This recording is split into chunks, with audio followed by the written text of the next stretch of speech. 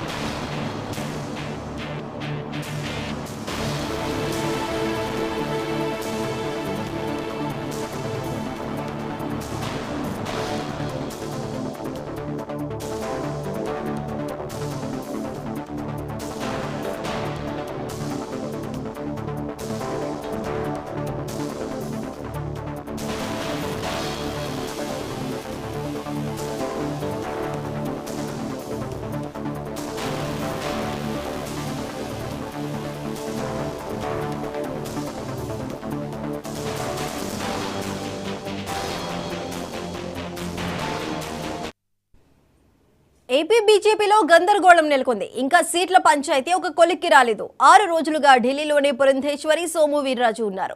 ఏపీలో 10 assembly, 6 MP స్థానాల్లో BJP పోటీ చేస్తుంది. అయితే ఇప్పటి వరకు ఒక్క అభ్యర్థిని కూడా ఆ పార్టీ ప్రకటించలేదు. ఢిల్లీ కేంద్రంగా కొనసాగుతున్న ఏపీ ఎన్నికలకు బీజేపీ కసరత్తు చేస్తోంది. అయితే ఏపీ బీజేపీలో నెలకొన్న గందరగోళ పరిస్థితికి సంబంధించి మరింత సమాచారం మా రీజనల్ కోఆర్డినేటర్ అనిల్ అందిస్తారు. అనిల్, చెప్పండి. Thank you Saisudha. ఏపీ బీజేపీలో గందరగోళం నెలకొందని చెప్పుకోవచ్చు. ఇంకా సీట్ల పంచాయతీ ఒక కొలిక్కి రాలేదని మనకి తెలుస్తుంది.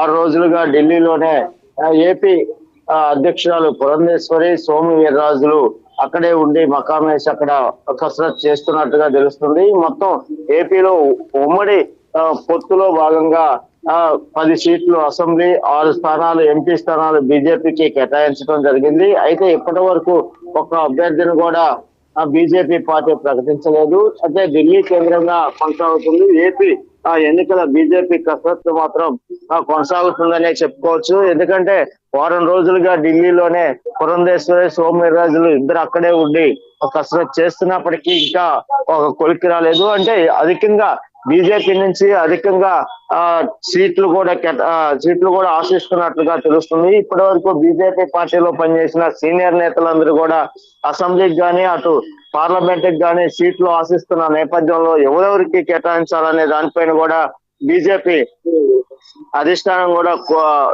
కసరత్తు మాత్రం ప్రారంభించిందని చెప్పుకోవచ్చు. ఎందుకంటే ప్రధానంగా ఆంధ్రప్రదేశ్ లో అత్యధికంగానే బీజేపీకి సీనియర్ లీడర్లు ఉన్నారు.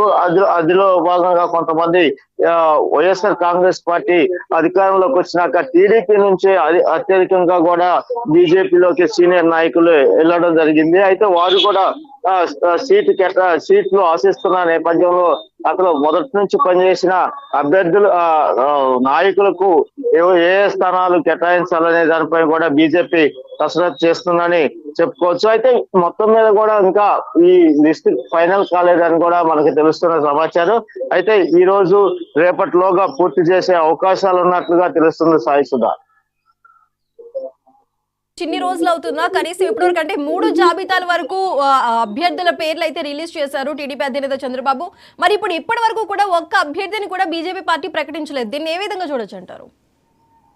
అంటే సీనియర్ నాయకులుగా ఇప్పటి వరకు బీజేపీ అధ్యక్షులుగా పనిచేసిన సోము వీర్రాజు గాని, పురంధేశ్వరి ఎంపీ స్థానాలు కేటాయించాలా లేదా అసెంబ్లీ స్థానానికి పంపించాలా అనే కోణంలో ఆలోచిస్తున్నారు.